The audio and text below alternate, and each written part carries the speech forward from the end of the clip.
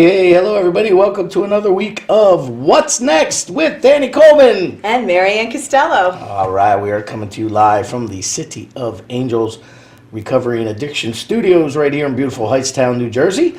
And we are sponsored by Neo Zoe Health and Wellness Center of Cranford, New Jersey. And also Monmouth Music of Red Bank, New Jersey. And who else? Who else? Who else? We go through this every week. Well, City of Angels, of course. Of course, City of Angels. Flying Dreams. Flying Dreams. Rich Orlando's Flying Dreams. But you know what we're missing this week? What? Our sponsor who would send you in a t-shirt. Yeah, I know. We got no t-shirts. You didn't have anything to wear. Nope. So I had to go plaid. Once you go plaid, you never go back, I guess, right? Correct. If you notice, as we said, we have our new set. We have our new set. That's thanks to Claire. That's right. And Gary Gilman. Of Gilman Images. Yes. And you're going to see it. You're not going to see it. And we rearranged it. We did all kinds of things. Yes. You never know what you're going to get. You don't. At What's Next. We never know what we're going to get at What's Next. Tonight we have an interesting show. We have singer-songwriter LISA KOVACS. Yes, very from talented. Toms River, New Jersey, is with us. We also have Joe, Mike, and he insists, Black John from Recovery Advocates. And excuse me, I'm getting over an illness of some sort. A fungus among us. Bubonic plague, whatever it is I have. It's because I know a lot of rats. Wonderful. But no, we will, and we have them, and that's somewhat of a very serious discussion that we have about recovery and addiction, and they get pretty open. They actually. do. They're very personal. They're very personable, and it's something you may not want to miss. They're trying to remove the stigma of addiction since it's such an epidemic, especially in our state of New Jersey here. I want to say hello to everybody. Long Branch Cable, Channel 20. Channel 20. Absolutely. Hello, guys. Thank you for welcoming us into your home. Week after week. Week too. after week. Yeah, it's greatly thank appreciated. you. We want to say hi to Kevin for helping us out with that. What else? There's so much to talk about. Well, There true. really Oh, what's next? COA at gmail.com. The T-shirt challenge. I am an extra large, in case you can't tell. I know the camera adds 70 pounds. 70. Yes, We're up to 70 now. Extra large T-shirt. Send me a T-shirt. And it can have anything that you want written on it. Please, no foul language. But it can advertise your business, and we will make sure that Danny here wears And I will that wear shirt. it. That's right. 2 weeks ago, we had Get a Room from the Inn at Harvard de Grace Did you in get a Maryland. I got the shirt. Well, I didn't know if you actually called and got a room. No, I was not going to Maryland. But what's next? COA at gmail.com. And any suggestions, thoughts, or anything you think that we may want, That, comments, anything you want to ask. anything you want to see. So I heard something in the green room about a chili contest. That's quite possible. That's a very good You never possibility. know. So stick around. We'll be right back with What's Next.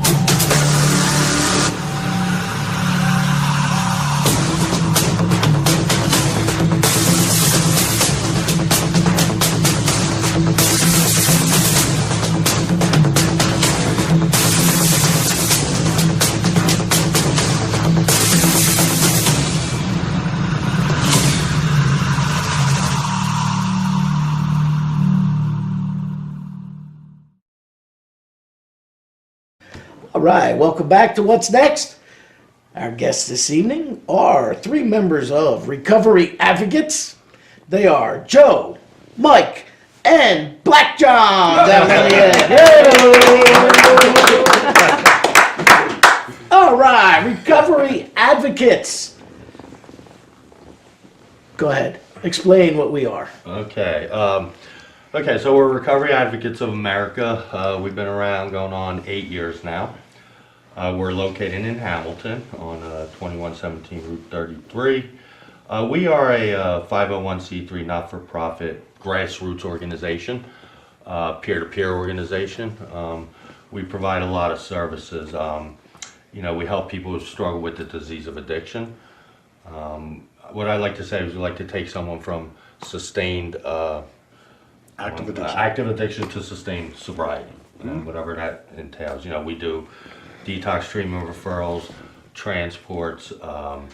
We provide programs in our office, free program. Everything we do is for free too. Recovery support. We do a lot like what City of Angels does.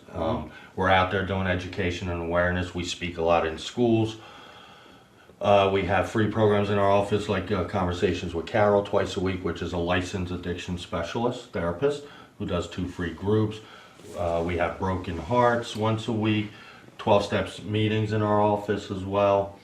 We're partnership with a lot of other grassroots organizations like City of Angels, working together to try to make a difference with this opioid epidemic. And what is your role with the organization? I am the executive director. Okay. I've been executive director about a year now, year and a half. I've been with the organization. I started as a volunteer, and I've been there about 5 years. I am also a recovering heroin addict myself. Okay, so that's what made you get involved? Yes, yep. I just had no, it was all new to me. I got hooked on opiates. And before I knew it, I was shooting heroin. When this happened to me, I was living the American dream. I was happily married 17 years, 2 honor roll student kids, living in a big house in Hamilton, 6-figure job, and unfortunately, I lost everything because of my addiction. Right. But it's okay. I am where I am today. I've never been happier. I'm almost 6 years clean now. Good for you. Excellent. We're out there, trying to make a difference, educating people. Like, I didn't even know painkillers were addictive, like when I was prescribed painkillers for a medical condition. So I think it's important to get out there and really educate not only the youngsters out there in the schools, but the family members, let them know how this happens and how it can happen to anyone. That this disease shows no prejudice whatsoever. Okay. And how about you, Joe? Joe, recovering addict, been clean since March 10th, 2011. So in a couple of days, I will have 6 years. Yeah. Good for you. Good for you. Congratulations. And what's good about today is I know I'll have 6 years in a couple of days. Some people say a day at a time, some people say this, but I know I'll get it. How old were you when you started using? Oh man. I picked up my first drink when I was 11 years old. I picked up my first drug when I was 13. I've been to 15 treatments, 20 detoxes, and I'm definitely not a first-time winner. Been in and out, but I can say today is I have everything I need. I'll stick to the solution. Because all we hear about is the problem, no treatment beds, no this, no that, but, the solution today is that I'm sober, I don't have to use, and I'm happy. We all stick together, and that's what kept me clean, sticking together with actually the winners. People want to rush to come back home, and I need to get back home because of work. I need to come back home to, my family's back at home. But I left my daughter back at home. I left my job back at home. I checked into treatment in Florida, March 10th, 2011. And I've been clean ever since. And, I didn't rush back home. I lived in Florida for 5 years. And that saved my life. But again, I'm grateful to have my family. I'm grateful to have my friends.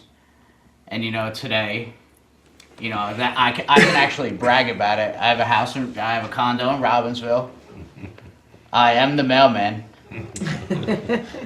Cuckoo, cuckoo. I'm getting married. I'm getting married in August. I actually have some money. And like that's life. You have a life again. That's life. Good for you. And you have to stick to the solution because everybody knows the problem. The problems are drugs, no treatment, this and that, but, recovery is possible. People can get clean in a tin can, like John always says. I'm on the board at Recovery Advocates. I was an employee there. I had to make a change, like I was talking with Art earlier. I got burnt out.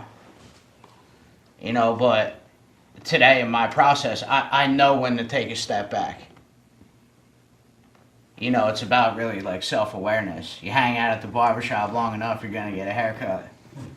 I don't know about that. I tend to differ. John and I beg to differ back there. If it wasn't for Recovery Advocates and if it wasn't for Mike, John, I got clean with Mike.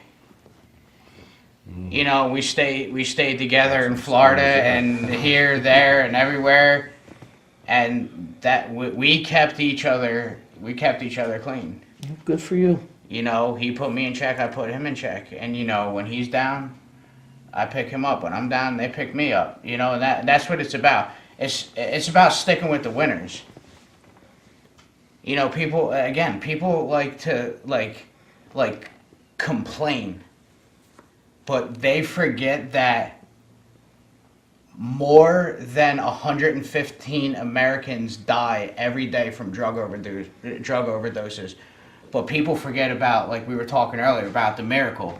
The miracle might not happen today, it might not happen tomorrow, it might not happen in the next couple months, it might not even happen in your first year. But it happens. Right. And people are like, I gotta use because my dog died. I gotta use because I just lost this person. My first 90 days, I lost 2 highly important people in my life. I didn't use. I was done making excuses because addicts, let me tell you, they're filled with excuses. I stubbed my toe. I gotta go to the doctor. I did this. I gotta go to the doctor. I gotta do this because now I gotta go drink. And I know there are lots of people looking for reasons. So what is John? What is your role with this? I am the community liaison at Recovery Advocates. My story is a little different than these guys. First off, I'm black. And I got in this for the money, right? No, that's obviously not true. Did you notice that? Yeah, no, right? We're good, right? We met in the bathroom, everything's good. There's a story behind that. Yeah, right. We can edit this, We have a co-ed bathroom here. I became an intravenous drug user at the age of 14. And, acquired some clean time after a bit. I went through a lot of hell. I used to ride my bicycle from Hamilton into Trenton every day and shoot dope in Trenton with these old guys that told me, don't come down here. Shouldn't be down here. And they showed me how to tie off my arm and shoot dope. And, it was a really rough road, I wound up getting almost 11 years clean and I relapsed. And wound up homeless, sticking needles anywhere you could ever imagine, from between my toes to my neck to anywhere you could ever think of, because veins collapse throughout your process, and eating out of dumpsters and everything that comes along with the horrors of active addiction. Not to say that my road was any worse than their road. This was just my process, and for me it was my bottom and it was my ugly story. But through all that, I was in denial and never thought I had a problem. Denial makes it impossible to detect reality. So here I am sleeping outside, people going, you okay? Yeah, I'm good. You ain't good, dude, you're sleeping outside. So, and then I finally decided, I need to go back to treatment. I need to go back to detox. I need to not die. I was still young at the time. So, they tease me, I'm old, but, I was still young at the time, and, I didn't want to die. I was afraid. My body was shutting down. And I went back to detox, and they told me, you were here 10 years ago. And it didn't seem like 10 years. You know, that's the whole insidiousness about the disease of addiction. One day goes into the next, and the next day goes into the next, and you're just doing what you're doing, and you're trying to survive hand to mouth, and life is going on, and guess what? It's Christmas for you guys, but it's homeless day for me, and it's birthday for me, but I'm homeless, and it's just that cycle that keeps right on rolling until 10 years later, you know. You find out that your mother doesn't want anything to do with you, your daughter doesn't want anything to do with you, and you don't have very little choices in life other than get clean or die. And you want to die, but you're too much of a punk to die on your own, and you're just waiting for that next shot to take you out. And it just never happens. Not for this guy. Now, it happens for a lot of other people, but for me, it was just that vicious circle that kept me coming back time and time again until I just decided I had enough. Like, the party's over. I'm not even getting high, you know? So, like I said, I checked back into the rehab, into the detox and then the rehab, and that was the Monday after Thanksgiving, and I haven't looked back for almost 10 years now. It'll be 10 years in December. December 13th, I claimed as my clean date, and it's been a heck of a ride. Like, let me tell you, you know, not every day is perfect, not every day is great, but it sure is a lot better than doing what I was doing. Mike always says it, you know, opioids are about not feeling. The beauty of my life is I get to feel the good and the bad. And that's kind of nice, right? Because not everything is gravy, and that's cool. But guess what? I can appreciate the good things because I experienced the bad things, you know? And that gives me an opportunity to help somebody else, because when they tell me I need help, it's kind of like a little switch and a radar goes off. You know what I mean? And you know, Joe, like this little switch goes off, and you start to tingle, and you start to get like these Spider-Man senses, and all of a sudden it's like, let me help you, what do you need? And we go to all lengths to do that. So let me ask you a question, because this is something that kind of, I notice the more I get involved with people in addiction and recovery and speak to people such as yourselves and the people here at City of Angels, I notice that there seem to be 2 points of view. There's those who think it's a disease and it's an addiction, and then there are those who think it's a choice. Now, nobody, of course, chooses to eat out of dumpsters. It's a matter of survival. Okay? I get that. I used to watch a homeless guy, myself, 2 other UPS guys, because I drove for UPS for 20 years, the mailman, and the FedEx guy. We'd all meet at one of the local quick checks. And we'd be sitting there having lunch. And at some point, this guy would pop up out of the dumpster. And, you know, some of us would buy him lunch. Some of us, you know, sometimes he'd turn it down. Other times he'd be like, no, I'm okay. Other times in the winter, he'd go in and gladly take it, you know. Excuse me. So I've seen that firsthand. When I worked the streets of Trenton, the hookers, the homeless, the addicts, they were my people. They were the people I would buy lunch. They were the people that I would buy breakfast. I never gave them cash. Right.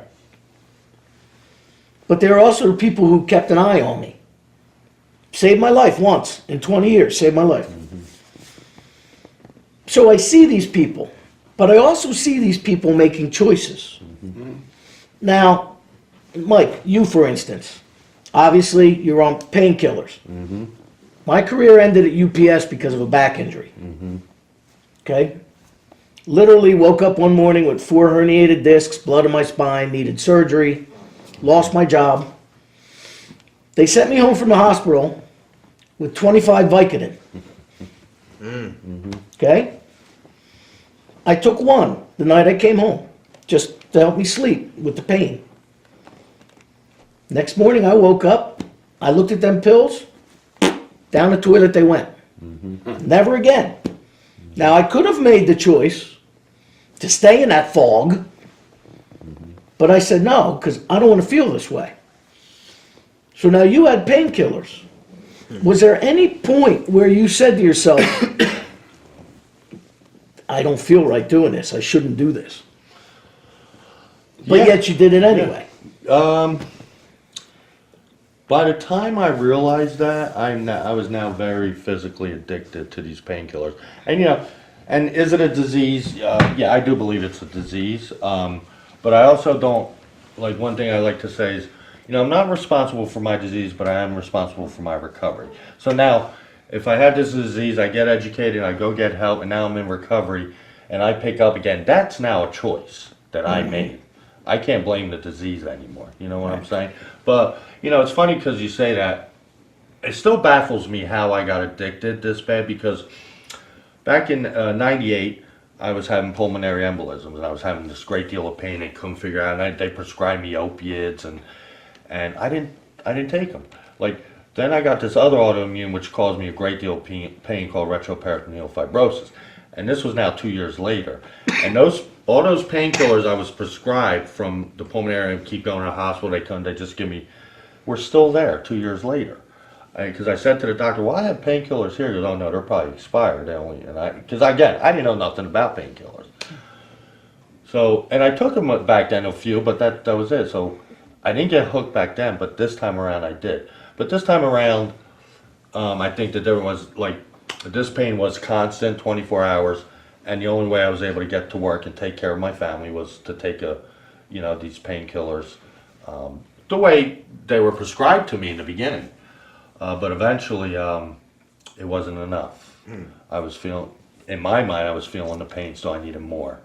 And the doctor would give me a little more, but it wasn't still enough. So, and eventually, when they figured out my condition, I started with Vicodin, then to Oxy. And then when they figured out my condition, they put me on fentanyl. Very, very strong, yeah.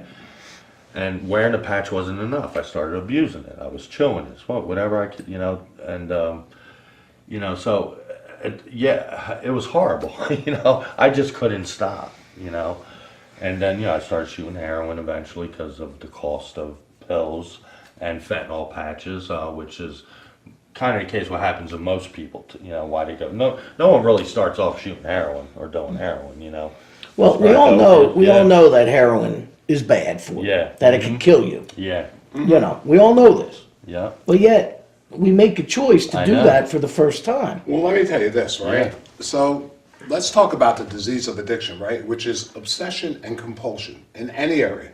So it could be lottery tickets. I'm obsessed and I'm compulsive, right? I go out and buy 100 of them because I hit on one, and now I got to buy 200 more, right? So let's look at addiction for drugs.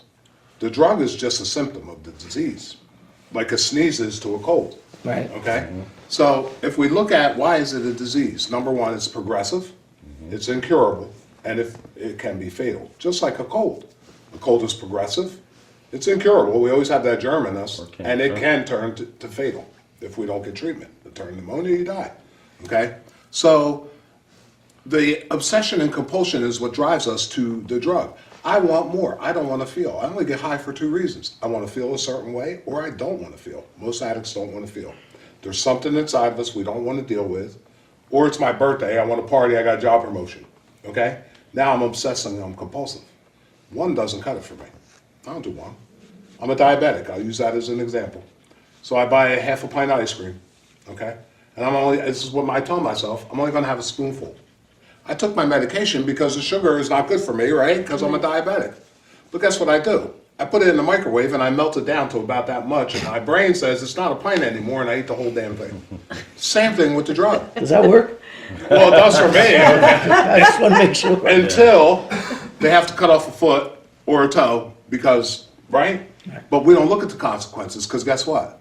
He dies because he didn't know how to do it right. He didn't melt his ice cream right. Okay? He didn't shoot the dope right. I don't die, I'm Superman. I think I know how to do it right. And my mind tells me, okay, here's another scenario.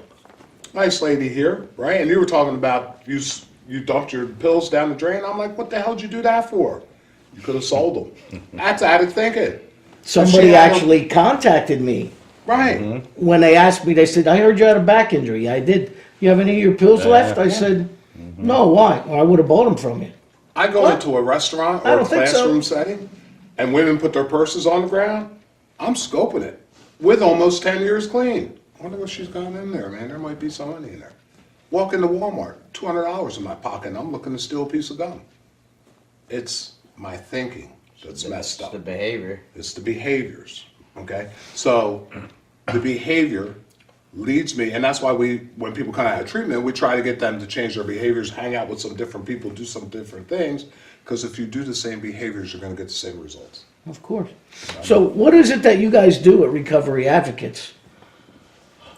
With this whole process, how does somebody contact you?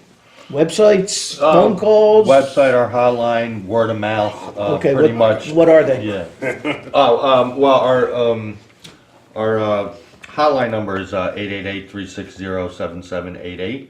Okay. Okay. And Yes, it is. You can hit any extension. It goes out to all our cell phones.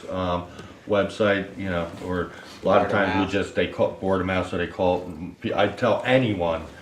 You can always give out my number if someone needs to talk to me for help or, Okay. So my personal cell, 609-558-9091. I have it posted on Facebook. A lot of people say, are you crazy? Well, no, sometimes I want to be out there helping people. I got a call Sunday morning, 5:30 in the morning. The guy says, I need help for my sister. And you start to talk to him and you want to find out where they're from. I said, where are you from? He says, Utah. Right? So somehow he went online, he got our number, and so I gave him my regular phone number and said, listen, don't call the hotline. I don't know a lot about Utah state insurance, but let me see what we can find out. And, call me tomorrow morning, well, call me in a couple hours, and we'll see what we can do. So, they come from all over, and we've So you jumped in the car. handle out of state then as well? Oh yeah, Okay. oh yeah. We've jumped in the car and driven to Maine, and We'll figure it out. We'll figure it out somehow, and we have the connections to, try to call somebody in a certain state and say, listen, can you, help it's me like with the some mob. information. Somebody knows somebody. Somebody knows somebody, Yeah. and we all work together Yeah. with COA Yeah, and other right. Sometimes we'll organizations. call COA if they have someone that can help us, and they called us, about doing intervention. So, yeah, it's about working together. And with the CARE program, if I could talk about that now, which is the Community Addiction Recovery Effort, Okay. which we are partners with City of Angels on this. It was started by Robbinsville Police, Sergeant Scott Kivett. And basically what happens is when there's an arrest with someone who, has been arrested for drugs, and the officer feels they have a problem, they take them down to the station. While they're processing them, they call me, and I'll dispatch one of us recovery peer specialists to respond right at the station. And we try to see if they want help. And if they do want help, we get them the help. We follow it all the way through. We send letters to the arresting officers, the courts, let them know if they're in treatment they can postpone the court dates.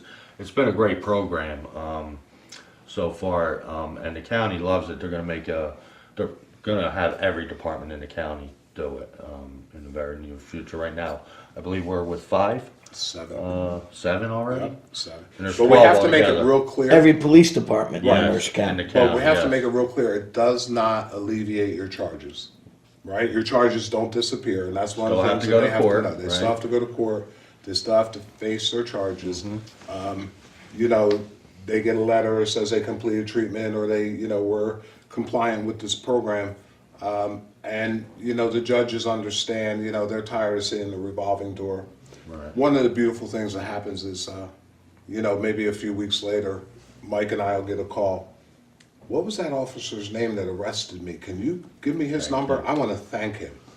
Like, how absurd is that, right? Like, I never want to thank a cop for anything. Okay. Well, this brings me to my next question. Yeah. Obviously, because of all of your situations, you have a passion to help others Yes. in recovery.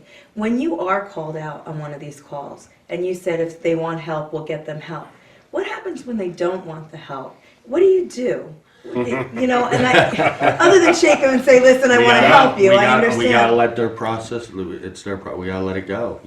But I will tell you. 70%? Well, 70-some% when we respond want the help. Mm-hmm. There's about 20%. No, I'm sorry. No, forgive me. It's 80-some%.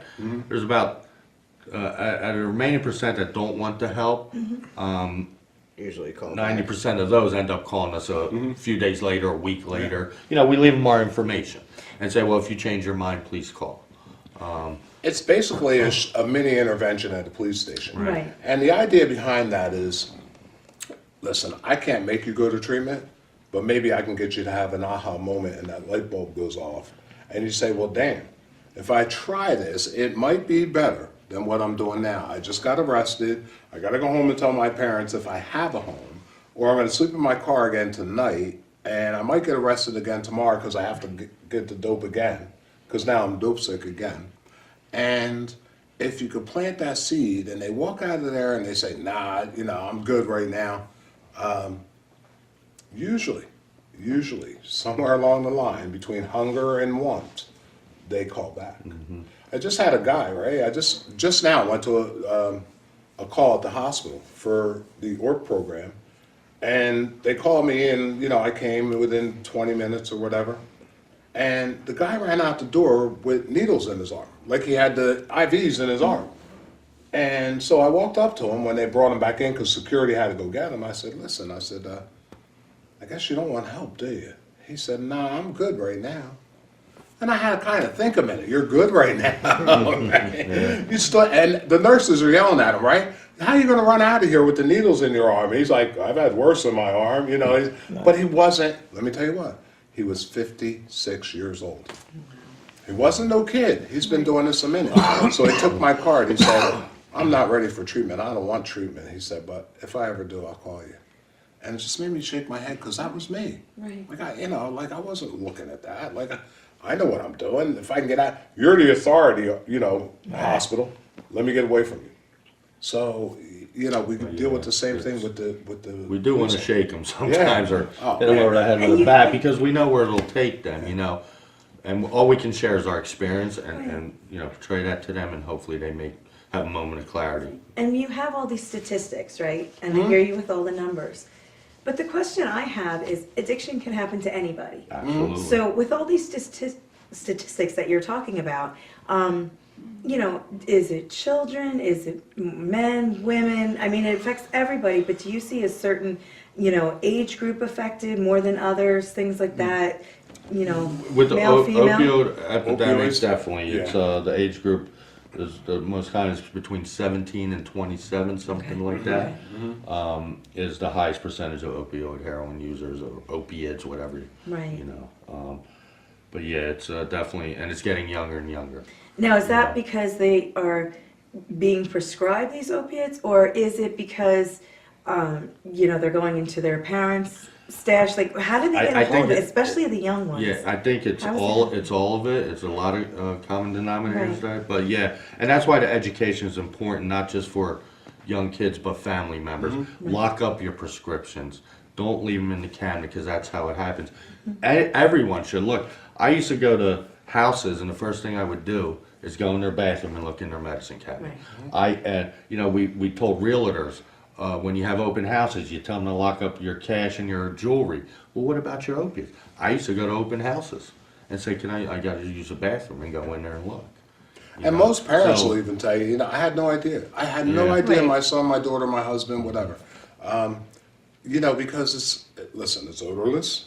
It's Right. kind of easy to hide, you know, because you can always say, I don't feel good. It's my biggest story. I don't feel good, I got to lay down, you know. And so, you know, these young kids, yeah, that is, I would say, probably the bulk.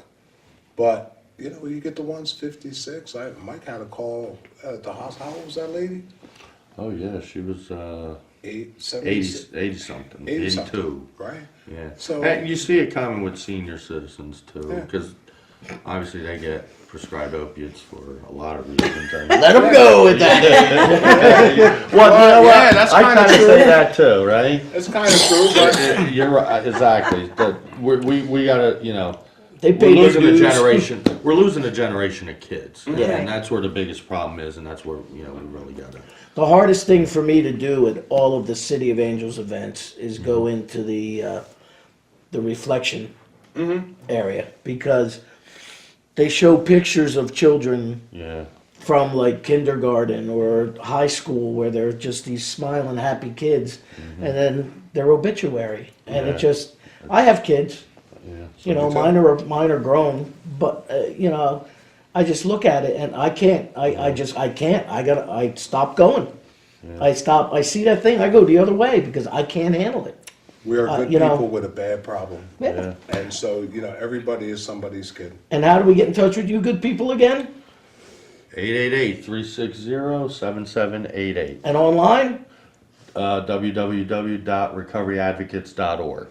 Okay, well, Joe, Mike, Black John, thanks guys. Thanks for Thank coming you. in and Thank you. sharing Thanks your for having stories. Recovery Advocates, stay tuned because who knows what's next. We'll be right back.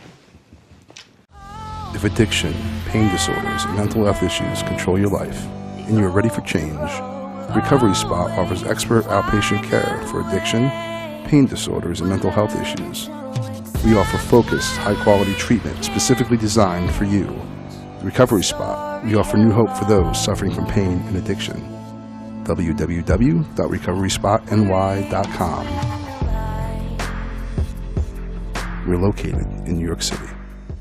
Are you constantly living with dysfunction in your life? If so, there's help. Neo Zoe, New Life Through Balanced Living, is a very unique holistic wellness company that's here to help you preserve a healthy balance and eliminate any dysfunction. We use an individual approach through nutrition, massage, and various other holistic practices. You can restore your optimal health and a healthy lifestyle. Visit us on the web at neozoe.com or call us at 732-713-0123. Well, welcome back to What's Next. Again, I am Danny Coleman. I'm Maryann Castello. And as you see, while we were gone during that break, we had a total set transformation. It's amazing. It is. Oh my it God. is. That's great. Shalanda ran down to Longwood Gardens and stole us a bunch of tropical plants. And, I'm sorry, I didn't mean to turn you in, Rick. I think you did. Actually, we have a whole new set plants here, courtesy of Gelman Images. Yes, thank you. That's right.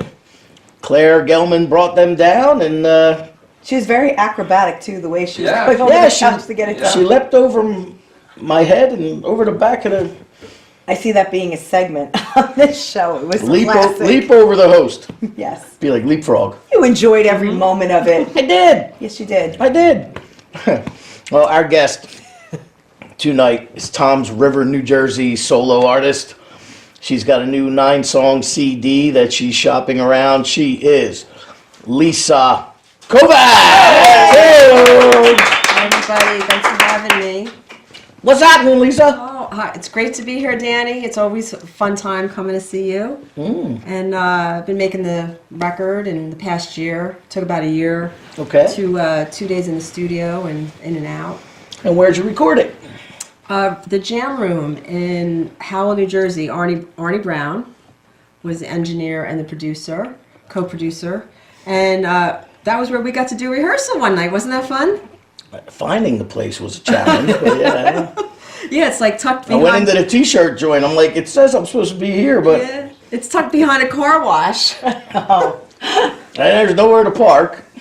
Yeah, Danny is so great. I called him up. I said, Danny, I got a bad itch to just start jamming live, while making this record. And you were wonderful. You got Tony to come Tony down. Simpson and Tony on bass, and Stephen Keller. shout out to Tony. I haven't seen Tony in a while. Keller came down, from Hi, Ripped. Steve Keller from Ripped. Steve Keller. So, all right, you made a full-length disc. 9 songs. Your first Perfect. full-length disc. Yes, and And you're still, actually, the music and everything is done, but the packaging is what we're waiting on, right? I just talked to someone in Philly that's going to have a phone interview with me to do. I have some ideas for the artwork.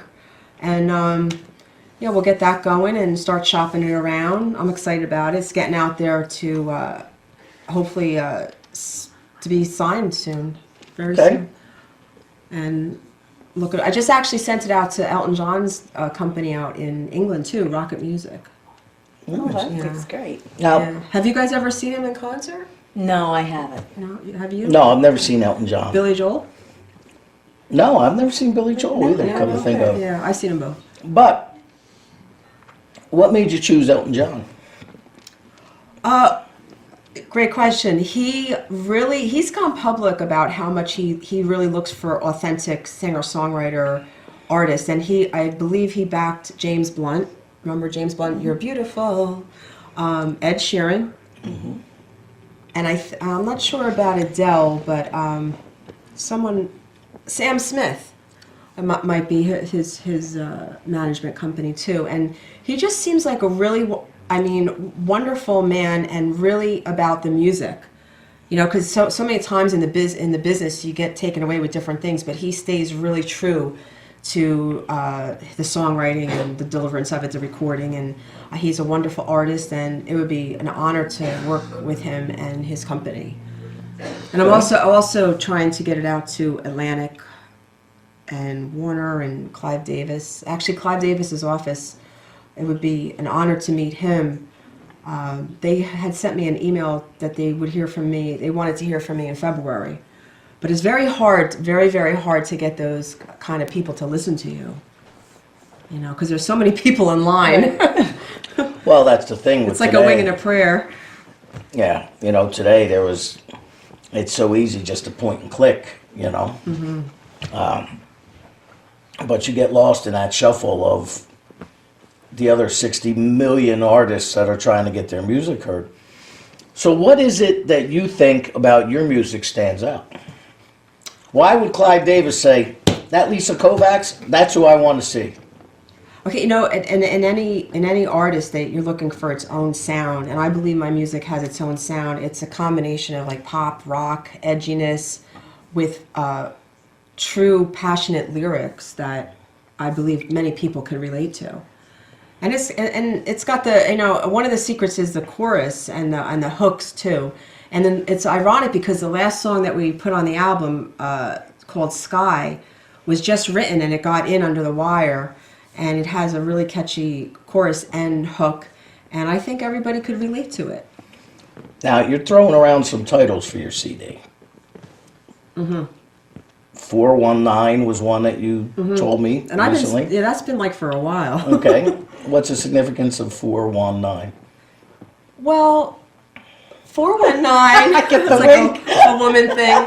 Is it day before 420? Yeah, well, no, you know, and I knew someone was going to eventually say that to me because I know what that means. But 419 is a special date to me, very, very special. That, you know, it's personal. So and I'm very, you know, being a drummer and a very, very good one at that. Oh, excellent! It was a pleasure jamming with you.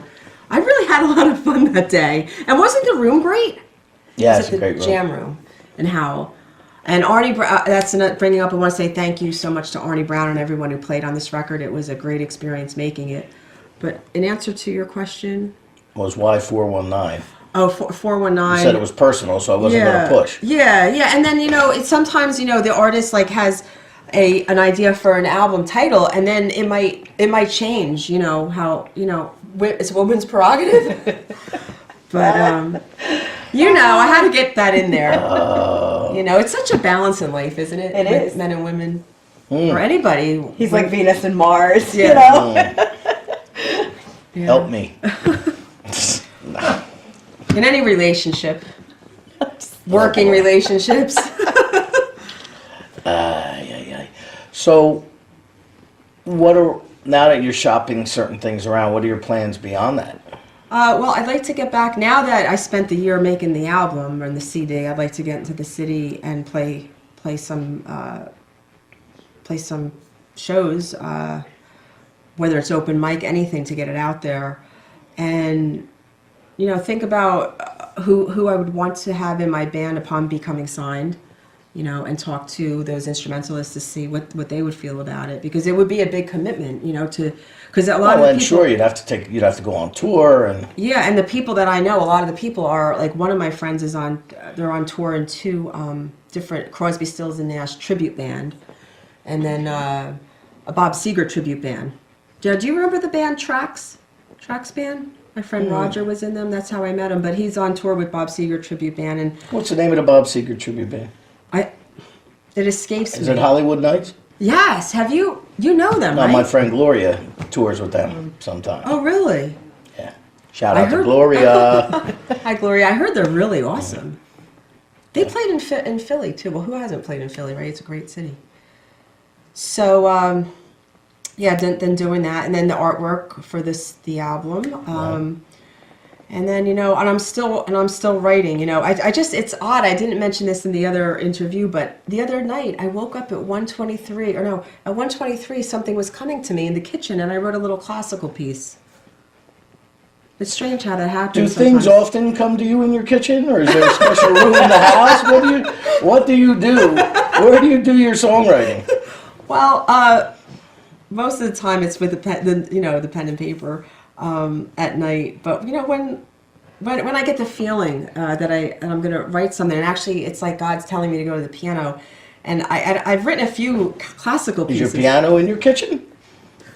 No, but I might put one there now. You never know when you're. I'm trying to figure out what the Yeah. kitchen had to do with this, other than like Yeah. a bologna sandwich at 1:23 Yeah. in the I She morning. got was- inspiration while she was in the kitchen. Yeah, see, women understand women. I was taking. I'm not vitamin used to women getting inspired in the kitchen. I'm sorry. Yeah. Where are you used to them getting inspired? in the bedroom. Whoa! I'm just asking. Well, so anyway, so I On the went. front porch. Okay. I went to the stage piano that my parents bought me, a Okay. Roland, and then I, meandered on that, did a little thing, and and it's funny because like the next day, like when I'm out teaching, so I'll say, to the students, did you want to hear my new one? And I love the circular thing of inspiration. It just goes around and around and around. The artsy thing. Oh yeah. No, I get it. And what I meant was, Here comes the clarification. most people, not just women, but most people in general, say they are not fond of cooking. Well, isn't a way to a man's They heart cook to through his survive. stomach. So inspiration is food for men, right? I think you either like cooking or you don't. Like there's not much in between. Do you know he's a great cook? No, I didn't know that. He is award-winning crock-on chili. Where Today he's was won today ribbons was and a chili everything. contest too. Oh, was it? Yep, and I found out about it late yesterday, so I had no time to. Wait, prepare. you make award-winning chili? Yes, he I really do. does. I'm a chili maker too. We should all get together one day and actually have a chili cook-off. There you go. There's a Chili segment party. for what's next. Who wants There's to the see that? challenge. He just set it up. Yeah. What's like? Can you tell me like any 3 of your secret ingredients, or you can't do that a lot? Because we're on TV and all. Goat's milk. Okay. Wow, I never heard. Did you ever hear that one? Are you lying? Look at Wait a him. second. Don't believe him at all. My chili's not bad. What a bad joke. Forget it. I'm not going to ask him anymore about his chili. I'll just eat it. All right, Lisa Kovacs, how can we find you? Social media, You what can is find me. As one word, type it in LISA KOVACS Music. That's my Facebook link for anything coming out or what's going on. And then I have 3 videos. They're older though, singing in New York City. One might have been from a label showcase or a Shepherd and Jordan show. And hopefully soon on all the airwaves. it? Ooh, the That would be airwaves. nice. There you have She it. put the attention out there. That's good. She threw it out there. Yes, she did. Now let it manifest. I threw goat's milk out there. Goat's milk. You got me on that. Have you ever had goat's milk? No. Yeah, me neither. I wonder. It's very good, actually. Mm, It is. I see. It's another healthy alternative to cow's milk for those who can't have cow's milk because they have allergies to it. All It's wonderful. right. All right, Lisa, thank you so much for sitting down with us. It was- Thank it was you. It's great. always a Thank pleasure. It was a lot of fun. Thank you, both of you. Stick around and we'll see what's next.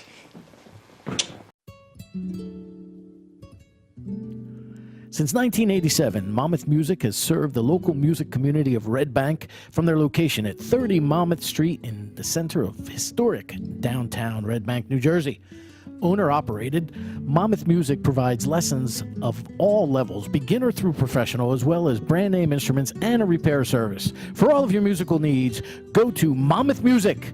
That's Monmouth Music, 30 Monmouth Street, Red Bank, New Jersey. Well, hey, another show. It was very well done. And you know what? I love hearing the personal stories from everybody and how they were just willing to open up right here at What's Next. Yeah, Joe and Mike, and it's so funny that we were talking prior to their segment. I know Mike's brother and Joe's father. I've known since I was. It's a small world, isn't it? It really is. So you know, it kind of to hear their stories. You know, it's kind of a personal thing to me and to everyone actually who suffers with addiction. Right. We all have addictions. Drugs, alcohol, Absolutely. other things, chocolate. Oh, okay, you're clarified. Thank you. But what's really, you know, some of us can handle it, some of us cannot. And these guys came in today, and they actually bared their souls pretty Yes, much. they did. Which you for cannot that. be easy, and I want to thank them. And I want to thank LISA KOVACS for sitting down with us. Yes. She has her new album coming out, which may or may not be titled 419. We're not sure yet. It's like 624. 25 or 624. Yeah. That kind of thing. Yeah. But But it's very exciting. She wants to shop it around, and you know, she sent it some really high places. So we wish her a lot of luck with yeah. that. Now next week we'll have one of the artists who'll be playing the Bob Macon 30th anniversary Making Waves concert, which is at the Wonder Bar, March 31st. So I think it's something Thomas, Okay. I would. maybe. I'm not sure. But that's, you never know what's next. What's next? So thank you for watching. Tune in, and we'll see you in a week with What's Next. Good night.